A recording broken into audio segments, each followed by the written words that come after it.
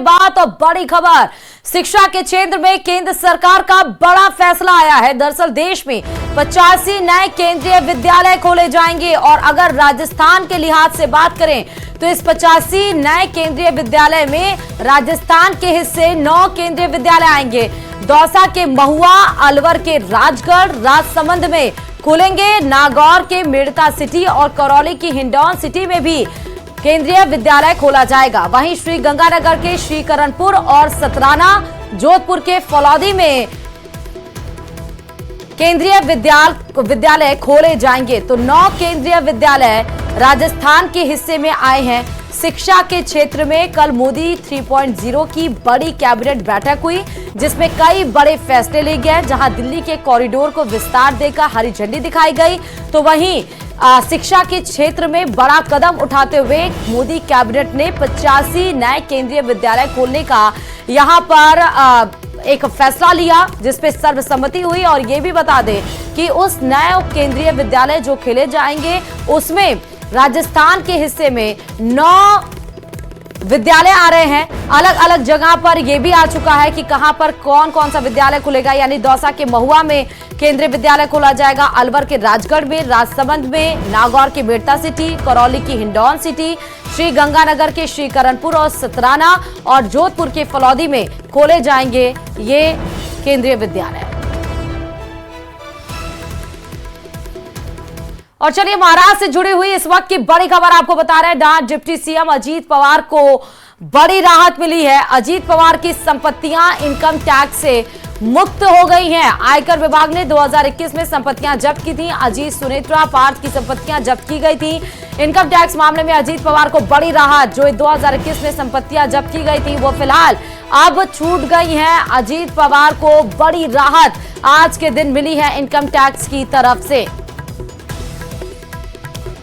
तो बड़ी खबर इस वक्त की आपके सामने डिप्टी सीएम अजीत पवार को लेकर, जहां इनकम टैक्स से बड़ी राहत मिलती हुई नजर आई। 2021 में जब्त की कई संपत्तियों को अब छोड़ दिया गया है अजीत पवार को, जहां पर डिप्टी सीएम का वो शपथ ग्रहण किए, एक खुशी वो। तो वहीं दूसरी बात, जो इनकम टैक्स के द्वारा संपत्तियां 2021 में जब्त की गई थी वो अब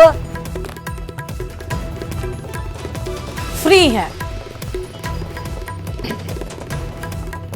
और एक और बड़ी खबर आपको बताते चले किसानों से जुड़ी हुई कि किसानों का आज दिल्ली कूच है। फिलहाल एक दिन के लिए ये टाल दिया गया था, लेकिन कल एक बार फिर से पंजाब के किसान शंभू बॉर्डर से दिल्ली कूच करने का प्रयास करेंगे। किसान नेताओं ने सरकार से वार्ता के लिए एक दिन का वक्त दिया है।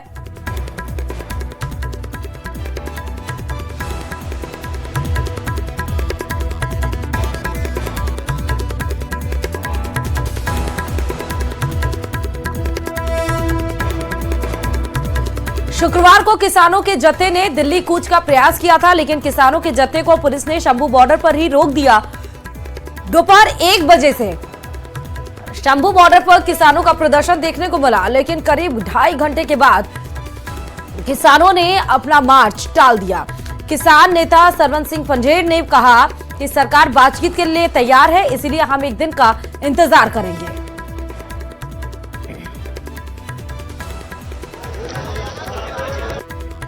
जो उन्होंने कहा है कि हम वार्ता के लिए तैयार हैं, कल का दिन हम देख लेते हैं। अगर वो बातचीत करना चाहते हैं, उनको समय मिल जाएगा, पता चलेगा।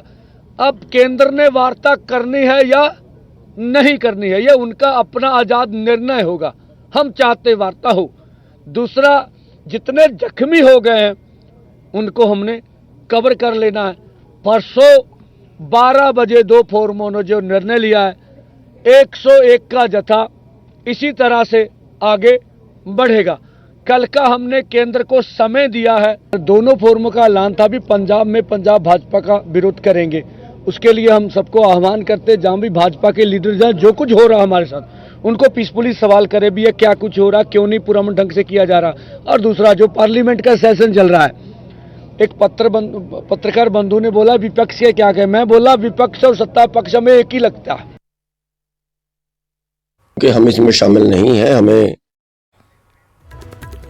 तो दिल्ली कूच पर किसानों की नई रणनीति है। उन्होंने कहा कि अगर सरकार हमसे बात करने के लिए तैयार है तो बेडम ने बड़ा यहां पर बयान दिया कि एक दिन का मोहलत और दिया जाएगा, हम सरकार से बात करेंगे और कल किसान दिल्ली कूच करेंगे। कल कोशिश की थी लेकिन 2.5 घंटे की मशक्कत के बाद किसानों ने अपना मार्च टाल दिया था। और इस बीच किसान नेता गुरनाम सिंह चढ़ूनी ने किसानों के दिल्ली कूच से दूरी बना ली। गुरनाम सिंह चढ़ूनी ने 2 टूक शब्दों में कहा कि बिना बुलावे के वो किसान आंदोलन में नहीं जाएंगे और सिर्फ बाहर से नैतिक समर्थन देंगे। गुरनाम सिंह चढ़ूनी ने कहा कि सभी जत्थेबंदियां इकट्ठा होकर आंदोलन करती तो सरकार पर भी दबाव पड़ता। सुनिए और क्या कुछ कहा है। कि हम इसमें शामिल नहीं है, हमें शामिल किया भी नहीं गया है। मैं दोनों के पास गया था, पंदेर साहब के पास और डल्लेवाल ग्रुप से भी मिला था। और जब आंदोलन शुरू हुआ तो उन्होंने कहा था कि हम केवल वो लोग ही आंदोलन करेंगे जो राजनीति में कोई इंटरफेरेंस नहीं करते।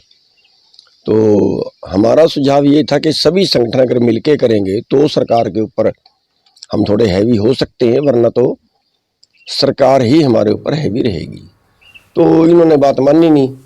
अब ये बैठे हैं तो हम तो उससे किनारे हैं। हम जम्मू कश्मीर में आतंक के खिलाफ एक्शन को अब और तेज कर दिया गया है। अब खबर यह आ रही है कि आतंकियों की जड़ों को काटने के लिए उन लोगों पर कार्रवाई की जा रही है जो किसी न किसी रूप में आतंकियों के मददगार साबित होते हैं।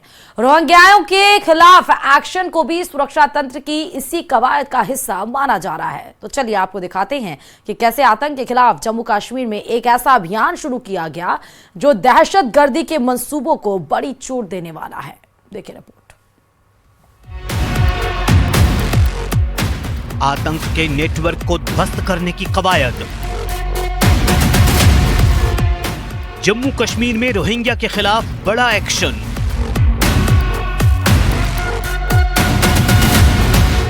दहशतगर्दी की जड़ों पर सुरक्षा तंत्र का प्रहार। रोहिंग्या बस्तियों पर जम्मू कश्मीर पुलिस की दबिश।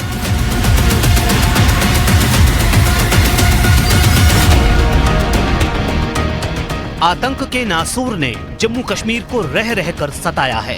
वक्त वक्त पर दहशतगर्दी ने जम्मू कश्मीर को वो जख्म दिए हैं जिन जख्मों की हुक पूरे सिस्टम को हिलाती रही है।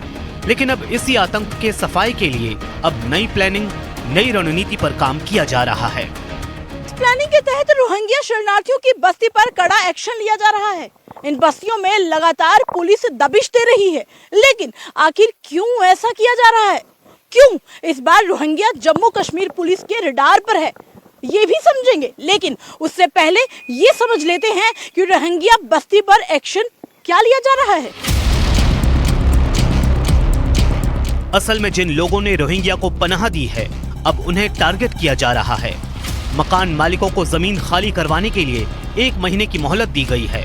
अवैध रूप से रह रहे रोहिंग्या का हुक्का पानी बंद किया जा रहा है। उनके बिजली पानी के कनेक्शन काटे जा रहे हैं।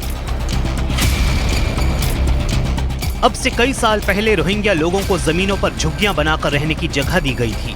इस दौरान बिजली और पानी की सुविधा नहीं दी गई थी, लेकिन सरकारी कर्मचारियों से साठगांठ करके पिछले कई सालों से बिजली पानी का अवैध तरीके से इस्तेमाल किया जा रहा था। इसलिए अब रोहिंग्या बस्तियां जम्मू कश्मीर पुलिस के निशाने पर आ गई हैं।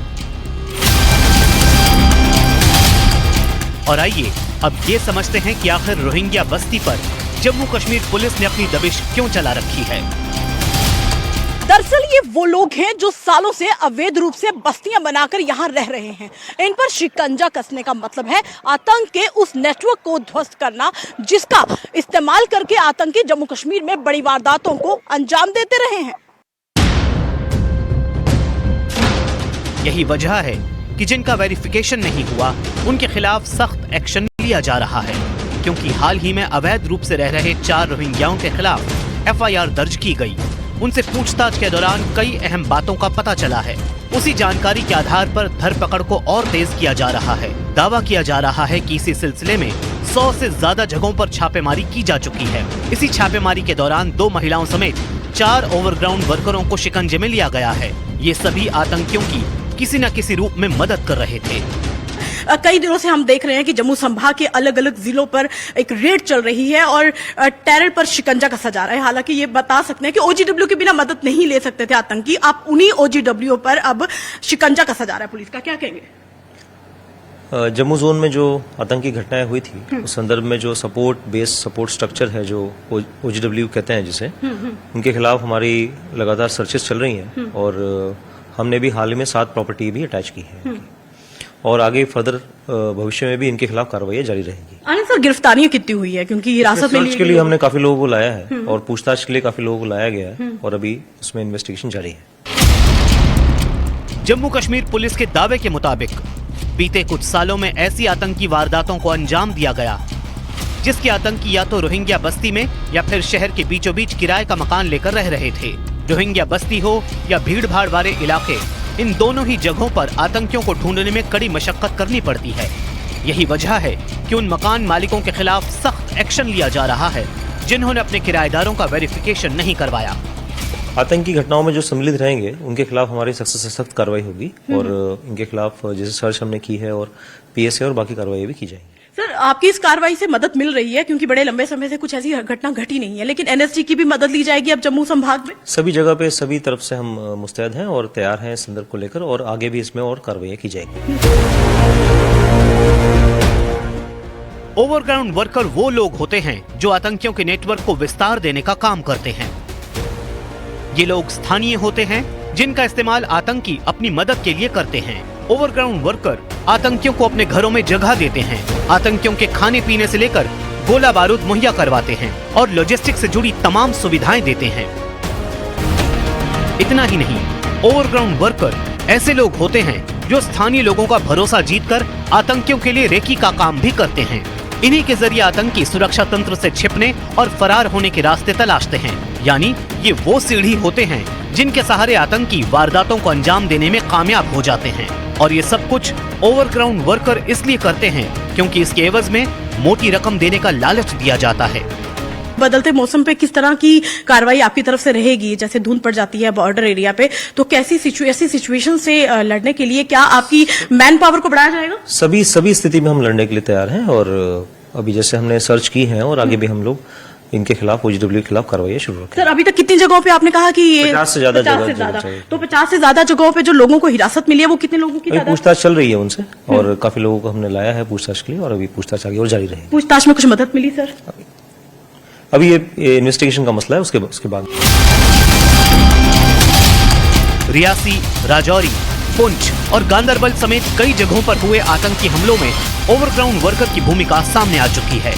यही वजह है कि आतंक की फैक्ट्री को जड़ से उखाड़ फेंकने के लिए उन लोगों को सबक सिखाया जा रहा है जो चंद पैसों के लालच में आतंकियों का साथ देते हैं और देश से गद्दारी करते हैं। और उधर पंजाब में अमृतसर पुलिस को बड़ी सफलता हाथ लगी है। अमृतसर पुलिस ने पंजाब में आतंकी मॉड्यूल का पर्दाफाश किया। पुलिस ने पाकिस्तान में मौजूद आतंकी हरविंदर रिंदा ग्रुप के 10 गुर्गे को गिरफ्तार कर लिया है, जिनके पास से हैंड ग्रेनेड, ड्रोन, पिस्तौल और कारतूस बरामद हुए हैं। यही आतंकी मॉड्यूल 28 नवंबर को बटाला में एक पुलिस अधिकारी के घर पर हमले का जिम्मेदार है।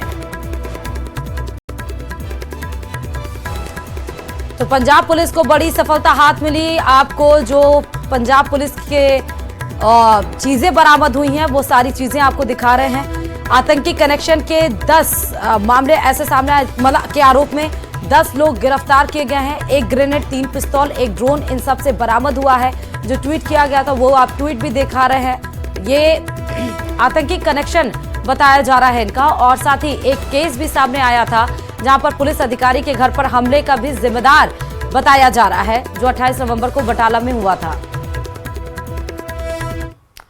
संजय सर्किल थाना पुलिस बठिंडा जेल में बंद हार्डकोर अपराधी राजेंद्र उर्फ जोकर को प्रोडक्शन वारंट पर गिरफ्तार कर जयपुर लाई है। राजेंद्र उर्फ जोकर सिद्धू मूसेवाला हत्याकांड में भी शामिल रहा है, जिस पर लॉरेंस बिश्नोई गैंग के लिए जेल से रंगदारी करने और मैडम माया के जरिए टारगेट तलाशने के भी आरोप हैं। रिपोर्ट देखिए।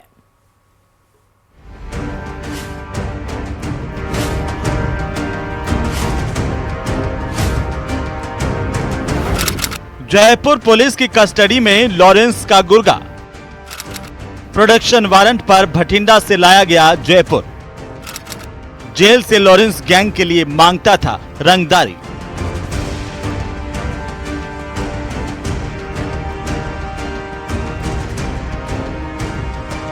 जयपुर में 2 व्यापारियों के धमकाने के मामले में पुलिस का एक्शन जारी है।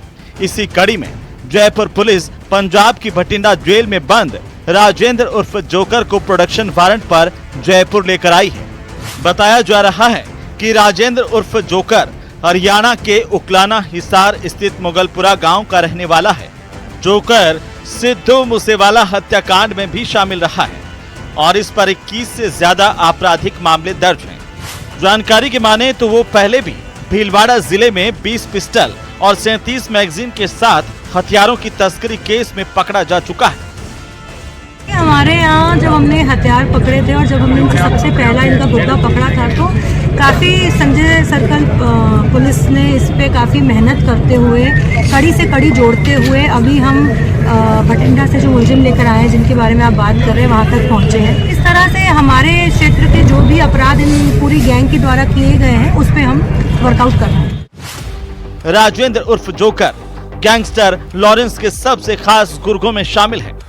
हरियाणा, पंजाब और राजस्थान में उस पर कई संगीन मामले दर्ज हैं, जिसमें 3 हत्या के केस भी शामिल हैं। हरियाणा में उसके खिलाफ 7 और पंजाब में 13 मुकदमे दर्ज हैं।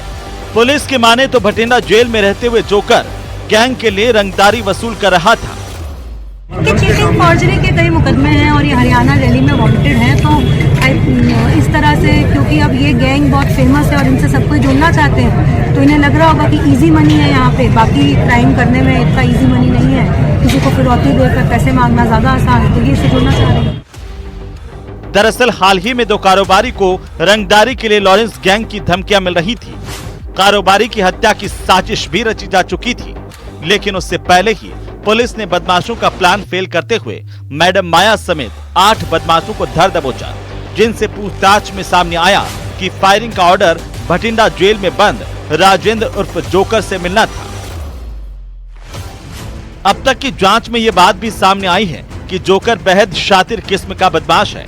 अपने टारगेट को सेट करने से पहले वो उसे अपनी ही गैंग के दूसरे गुर्गों से वेरीफाई करता था कि कारोबारी रंगदारी देने की हैसियत रखता भी है या नहीं। जब दूसरी टीम वेरीफाई कर देती है तभी राजेंद्र उर्फ जोकर उस कारोबारी को गैंगस्टर रोहित गोदारा और अन्य बदमाशों से फोन करवाकर धमकियां दिलाता था।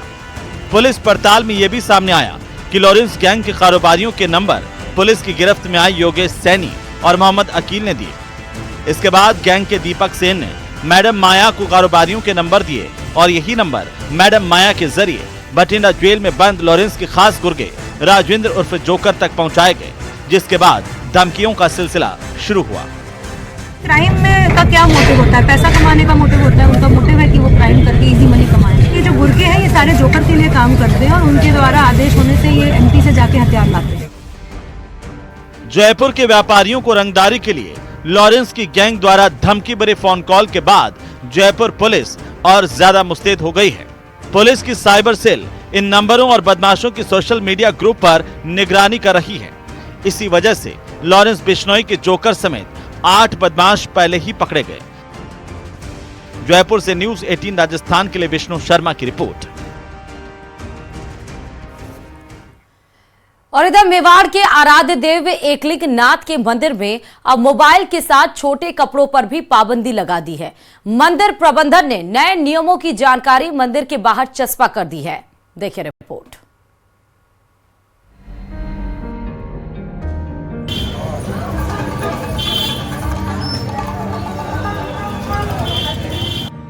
मेवाड़ के राजा के रूप में फेमस विख्यात प्रभु एकलिंग जी के मंदिर में नए नियम जारी किए गए हैं। इसके तहत अब भक्त मंदिर में मोबाइल फोन भी नहीं ले जा सकेंगे। वहीं मंदिर प्रबंधन ने छोटे कपड़े पहनकर मंदिर में प्रवेश पर भी पाबंदी लगा दी है। साथ ही कमेटी की ओर से जारी किए गए नए नियमों में मंदिर की पवित्रता को बनाए रखने का आग्रह किया गया है। कमेटी ने बोर्ड पर नियमों की सूची चस्पा करके श्रद्धालुओं को जानकारी दी है। एकलिंग जी मंदिर के मुंतजिम की ओर से जो नियम की सूची बनाई गई है, नए नियमों के तहत यहाँ दर्शन करने वाले भक्त छोटे कपड़े यानी मिनी स्कर्ट, बरमूडा पहनकर दर्शन नहीं कर पाएंगे। प्रबंध के मुताबिक श्रद्धालु की शिकायत और सुझावों पर अमल करते हुए ही इन नियमों को लागू किया जा रहा है। लिहाजा मोबाइल ले जाने पर भी पाबंदी लगा दी गई है। पहले मंदिर में मोबाइल का उपयोग करना वर्जित था, लेकिन अब फोन बाहर रखकर ही जाना होगा। मसलन मंदिर में पालतू जानवर, हथियार ले जाने के साथ साथ फोटोग्राफर पर भी पाबंदी लगा दी गई है। कैलाशपुरी के निवासियों ने इस फैसले का स्वागत किया है। साथ ही मोबाइल फोन सुरक्षित रखने के लिए एक लॉकर की मांग की है। मुख्य द्वार है और यहाँ पर जो एक सूचना पट लगाया गया है उस पर ये लिखा गया है, अनुरोध किया गया है यात्रियों से कि वो छोटे कपड़े पहनकर मंदिर के अंदर नहीं जाए। ये एकलिंगी ट्रस्ट का एक जो निर्णय है ये बहुत ही अच्छा निर्णय है और सुरक्षा की दृष्टि से मोबाइल को भी अंदर ले जाने से रोका गया है, यहाँ लिखा गया है। लेकिन कपड़ों के लिए जो है अनुरोध किया गया है, इसमें कोई शक्ति नहीं है, एक अनुरोध है, लेकिन ये अच्छा निर्णय है। हम लोग इसकी स्थानीय लोग प्रशंसा करते हैं कि एकलिंगी मंदिर प्रशासन द्वारा यह निर्णय लिया गया। कमोवेश आपको बता दें कि उदयपुर से 22 किलोमीटर दूर कैलाशपुरी में स्थित है भगवान एकलिंग नाथ का मंदिर। बप्पा रावल द्वारा स्थापित एक प्राचीन मंदिर है। ये मंदिर संगमरमर से बना हुआ है, तो वहीं गर्भगृह में 4 मुख वाली भगवान शिव की मूर्ति है। उदयपुर से कपिल श्रीमाली की रिपोर्ट। ताजमहल को बम से उड़ाने की धमकी मिलने के बाद अब पुलिस ने कमर कस ली है। जांच में पुलिस ने ताजमहल के आसपास बनी 3 बिल्डिंग से ताजमहल को खतरा बताया और तीनों बिल्डिंगों से वीवीआईपी टूरिस्ट के साथ ही ताजमहल को भी खतरा है। इन बिल्डिंगों पर पुलिसकर्मी तैनात किए जाएंगे। लॉन्ग रेंज वेपन से ताजमहल में वीवीआईपी टूरिस्टों पर हमले का खतरा और इन बिल्डिंग्स पर नए रूफटॉप बनाए जाएंगे जिनसे खतरा पुलिस को नजर आया। बता दें कि ताजमहल में जब वीवीआईपी विजिट होगा तो 19 पॉइंट पर जवानों को तैनात किया जाएगा। तो ताजमहल की सुरक्षा बढ़ा दी गई है। 3 बिल्डिंग से ताजमहल को खतरा बताया जा रहा है। तीनों बिल्डिंग पर पुलिसकर्मी तैनात होंगे। वीवीआईपी मूवमेंट पर भी बताया जा रहा है खतरा है। जब भी ताजमहल के देखने के लिए कोई बड़ी हस्ती आएगी तो वहां पर 19 जगह पर बताया जा रहा है पुलिसकर्मी डिप्यूट किए जाएंगे, रखे जाएंगे और भी कई सारी स्ट्रैटेजीज प्लान की गई हैं ताकि ताजमहल के ऊपर जो खतरा मंडरा रहा है और जो वीआईपी मूवमेंट के ऊपर जो खतरा नजर आ रहा है वो फिलहाल उनसे बचाया जा सके। का विजिट होता है या G20 जैसा कोई विजिट होता है तो ताजमहल के आसपास कुछ रूफटॉप्स हैं, उन पे ड्यूटी लगाई जाती है। 16 रूफटॉप्स इस तरह के हैं जहाँ जनरली ड्यूटी लगती है। पर अभी कुछ दिन पहले ताज सुरक्षा की जो सिक्योरिटी प्लान है उसको रीअसेस किया गया है और जो नई हाई राइज बिल्डिंग ताजगंज क्षेत्र में बन रही है उन पे भी उनसे भी खतरा है, तो उन पर भी ड्यूटी पॉइंट लगाने के लिए हमने प्रस्तावित किया है। इसमें हमारे 3 हाई राइज बिल्डिंग्स बसई क्षेत्र में हमने चिन्हित किए हैं जहां पर हमारी ड्यूटियां लगी। और इस बीच आपको अजमेर से बड़ी खबर बताते चले जहां पर सट्टा खिलाने में पुलिस की मिलीभगत सामने आई है। जी हां, डीआईजी के निर्देश पर स्पेशल टीम के 2 हेड कांस्टेबल लाइन हाजिर हुए हैं। देवेंद्र सिंह और आशीष गहलोत की संलिप्तता इसमें पाई गई है। पिछले दिनों किशनगढ़ के फरसिया फाटक के पास दबिश दी गई थी। हिस्ट्री शीटर हेमराज खटीक, पूर्व पार्षद निर्मल बेरवाल, मास्टरमाइंड अमित खंडेलवाल की यहां पर गिरफ्तारी भी हुई थी। पुलिस ने 31 जुरारियों को गिरफ्तार किया था जिनके पास से करीब 14 लाख रुपए बरामद किए गए थे। पुलिस की संरक्षण में इस खेल को लेकर कई सवाल भी अब उठ रहे हैं कि इतने धड़ल्ले से जो सट्टा खिलाड़ी नजर आ रहे हैं दरअसल वो इसलिए खेल पा रहे हैं क्योंकि इसमें पुलिस की ही संलिप्तता नजर आ रही है, पुलिस की ही मिलीभगत नजर आ रही है। 2 हेड कांस्टेबल को लाइन हाजिर भी किया गया है।